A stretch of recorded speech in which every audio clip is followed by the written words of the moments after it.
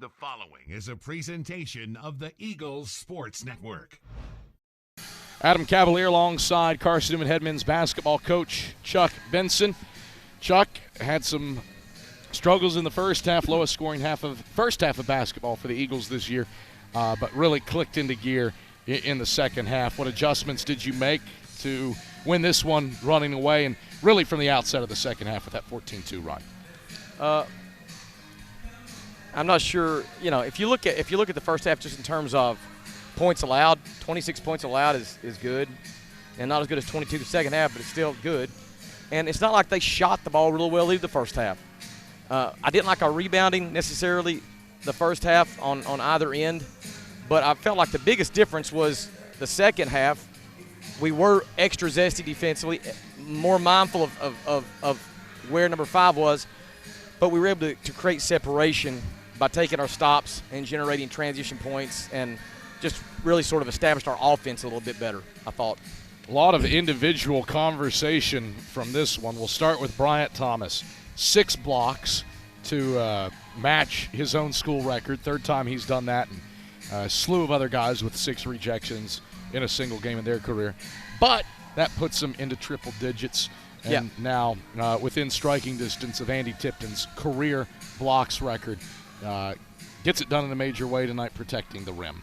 Well, yeah, I mean, we're very, very fortunate to have a Bryant Thomas, and we know what he can do. And I love the fact we still got him for the rest of this season and next. So I expect him to continue just to be a dominant defensive presence on this team. Ren Dyer, nearly. Yeah. In fact, if we could change the rules of basketball, he would have a triple-double. Passed it to himself off of someone's keister for a dunk. But you can't have an assist and a made field goal. That's the NCAA rule. I did look it up. I'll be honest with you. Our end-out offense tonight was a 10. It was a 10. I mean, you mentioned the rear bump dunk, the slip that Ren fed Tripp on the end out, the BT's dive. I mean, Ren was clicking on the end out because he's the guy that facilitates. He's the passer, and I've got to deal with confidence to trust him when he's got the ball to bounce. You know, that was really nice. Let's talk about Ren as a whole. 16 points, 10 boards, 9 assists. Again, if he could pass the ball to himself, he'd have 10 assists. What'd you see out of him today? Hold on a minute. Cav, wait a minute. Is that from Mama Zal? That can't be sideways. That can't be sideways. That's got to be. Cav, she's done it again. She's done it again. She's done it again. Who's that? Is that for Cav? Congratulations. You don't get one. Congratulations. Cav told me. Oh. We're all eating from Mama Zal's kitchen tonight, so everything's good. That might not make it back to the house, Chuck. That's fair. I'm not. Yeah. Mine will only because I'm going to share. But I understand. If I had to stay here late like you do, that might not make it back to the house tonight, Chuck. I get it. I might be a good. Anyway, Ren Dyer. Ren, man. Ren Dyer. You said it. Double equals win when Ren. Double equals win with Ren. I don't even have to do the work. Yeah, You're coming up with the slogans for me. Yeah, man. 16, 10, and 9. I wish he could have got it. You know, but you know, we got to win. He likes winning more than he does getting accolades. I can promise you that. But he was playing very, very good tonight, and you know, I'm so happy for him because as you and I both know, man, he had such a tough start because of all the stuff with the surgeries and the ankle sprain and the flu, and then if it could go wrong, it went wrong. But today, man, it was all right. Hold Coker to just one made basket over a 10-minute stretch spanning the halftime break. Unbelievably, it's the second straight game you've done something like that. Yeah. Did it to LR on Saturday, do it to Coker today on Monday. Is the zone just clicking right now? Well, I think we're getting a little bit more comfortable. Like I said, we were so. I mean, think about it. Think about the games that we missed with Tripp at first. You know, think about the games we missed with Ren. That core group of guys that started every game last year are finally getting into more of a rhythm and more of a flow together. And then the guys that come off the bench are adding value too. That's the one thing that we have, Kevin. You know this. You know how I love these guys from top to bottom, man. We got so many guys that are capable there's just not enough minutes to go around. But when I put somebody in the game, I'm confident they're going to do the job and do it well. And so we just, the longer this team is together, I think the better they team to perform on the defensive end. Let's talk about some of the ancillary stuff today. This game was played with a lot of snow on the ground outside. Got to give credit to Andis Webster and the facilities crew. The parking lots were sparkling. Man. To a degree, too. Jefferson County roads, phenomenal. Normally, you might hit the panic button with the snow and ice. And credit to Coker for getting here. Well, let's work our way through this. First of all, probably the least slick place in Jefferson County proper was here on our campus. Thanks to Andis Webster and his crew. I came here today thinking, well, it's gonna be nasty from the house to here. But I got over here, man. I mean, ground a little bit wet, but they had basically made the parking lot perfect for us.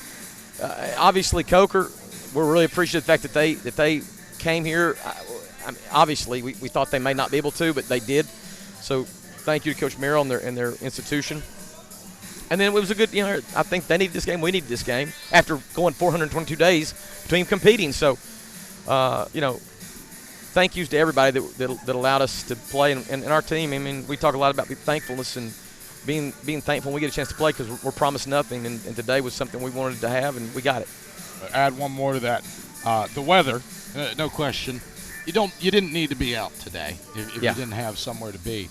But Carson-Newman Beach volleyball certainly made it feel like it was loud in Hope Fieldhouse today. Yes, I'm going to tell you what, those ladies, I mean, from the get-go, they were all lined up down there and just having a good time, and we were all very aware of that. So thank you to Coach Ashley, Coach Kat, and all the volleyball ladies, beach volleyball that were here and really, I think, give us an edge. Credit Coker for one thing, too. When we were talking pregame, we didn't focus a ton on the individual aspects of the Cobras. No Chandler Lindsay tonight, no Malcolm Kennedy tonight, no Dakota Jennings tonight. A lot of roster issues that Jared Merrill's having to work through, and yet effort, enthusiasm, energy still present there for the Cobras. Oh, I mean, look, he's trying to build something. And he's doing a good job. Now, they've had their fair share of adversity, more than their fair share. But he's making moves with his roster and trying to do it with guys that fit what he's trying to build, that fit culturally, that are about a lot of the things that he wants to be about. And there's a lot of things that we want to be about too, So he's had to make some tough decisions with his roster. But I'm sure that he feels like it's in the best interest of the program. And you saw it, man. Those guys play hard. They don't give up despite the adversity. They kept on competing. And, he's got young guys, playing a lot of young guys. So I think the future only looks bright for Coach Merrill and his staff. All right, turn your attention to a little bit of a layoff. No game Wednesday. That has been the bye week since the SAC schedule came out, but then 3 straight on the road in 6 days. Wingate, Anderson, LMU, all lined up next week. How do you build upon this 5-game win streak to start 2022 with an eye on some really tough road games ahead? First things first, we're going to relax today, or the rest of the day. Tomorrow, I'm hoping we'll be back in school tomorrow with the weather like it is. It may be delayed, but our guys will be in class tomorrow. We won't do anything tomorrow. Then we'll spend Wednesday, Thursday, Friday preparing for Saturday, and we'll continue to move forward. There's no question about it that the 3 in a row at Wingate, at Anderson, at LMU will be challenging. But our guys understand that it's all about us controlling what we can control and focusing on one opponent at a time and positioning ourselves to do our jobs the correct way. And so we're not looking at it collectively. We're looking at just the next one, which is our practice on Wednesday, and the next opponent being Wingate on Saturday. And we'll go forward from that standpoint. All right, Chuck, pleasure as always. Congrats on a 20-point home win. Is there anything else we need to discuss, Kev? I just feel like we're missing something. I don't know what it is. I took us along a lot of ancillary pass, 23 assists. We didn't talk about that. Really didn't talk a lot about the rebounding turn. Kind of let that one fall by the wayside. Okay, we can end it like this. We both have nice big buckets of authentic, homemade Chinese food. John Zhao's Thanks mom to knows how to get Mama it done. Zhao, and we're fired up about that. All right, Chuck. Thanks, Cappy. Go enjoy some chow mein. See ya. It's Carson-Newman head men's basketball coach Chuck Benson.